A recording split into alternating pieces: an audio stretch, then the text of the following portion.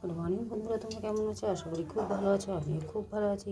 প্রতিদিনকার মতো আজকেও তোমাদের কাছে রেসিপি নিয়ে হাজির হলাম। আজকে আমি বানাবো পটলের অন্যরকম ভাজা। পটল তো অনেক রকমভাবে বানিয়ে খেয়েছো বা অনেক রকমভাবে ভাজা খেয়েছো। আজকে আমি যেভাবে বানাবো সেইভাবে তোমরা অতি অবশ্যই এইভাবে বানিয়ে খেয়ে দেখো। দেখো বন্ধুরা, তার জন্য কী কী উপকরণ লাগছে, কীভাবে বানাবো সমস্ত সব কিছু শেয়ার করে দেবো।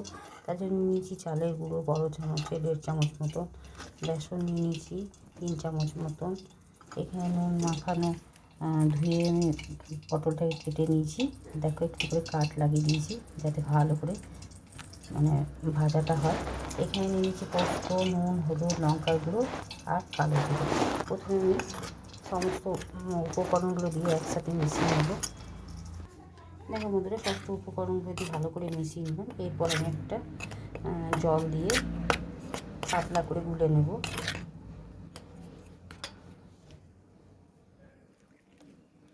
অল্প অল্প করে জল দিয়ে আমি প্রথমে গুলে নেব। দেখো বন্ধুরা, গোলা হয়ে গেল। দেখো বন্ধুরা, আসন্ন গোলাটার ভিতরে এইভাবে একে একে দিয়ে আমি আগে থেকে তেল গরম হতে দিয়ে দিয়েছি। তেলের মধ্যে ছেড়ে দেবো। একই রকমভাবে ভেজে নেব। আর এই রকম পটল ভাজা গরম গরম ভাতে খুবই ভালো লাগে। একবার হলেও তোমরা বানিয়ে খেয়ে দেখবে।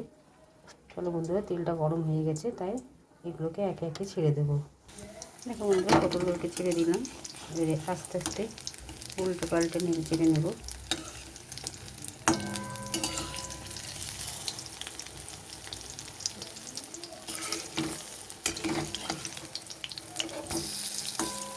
এইভাবে একবার হলেও বানিয়ে খেয়ে দেখবে। গরম গরম ভাতে দারুণ লাগে। একই রকমভাবে বাকিগুলো আমি ভেজে নেব।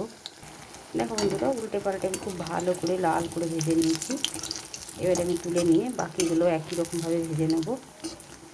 আর গরম ভাতে দারুণ লাগবে। পটল ভাজা বা পটলের তরকারি বা পটল অন্যরকমভাবে ভাজা খেয়েছো, কিন্তু এইভাবে একবার হলেও বানিয়ে খেয়ে দেখবে, দারুণ লাগবে ভাতে খেতে। দেখো বন্ধুরা, বাকিগুলো একই রকমভাবে ভেজে নিলাম। এবারে আমি তুলে নিয়ে অন্য একটা জায়গায় তারপর তোমাদের কাছে ফিরে আসছি।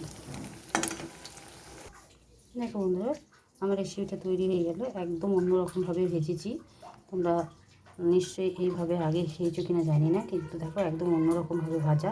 শুধু যে যেরকমভাবে ভাজি সেরকমভাবে ভাজিনি, একটু অন্যরকমভাবে ভাজলাম যাতে একটু টেস্টটা অন্যরকম হতে পারে। তাই তোমরা একবার হলেও এইভাবে বানিয়ে খেয়ে দেখবে। বিশেষ করে নিরামিষ দিনে তো অতি অবশ্যই ডাল ভাতের সাথে এই ভাজাটা থাকলে তো আর কিছু চাই না।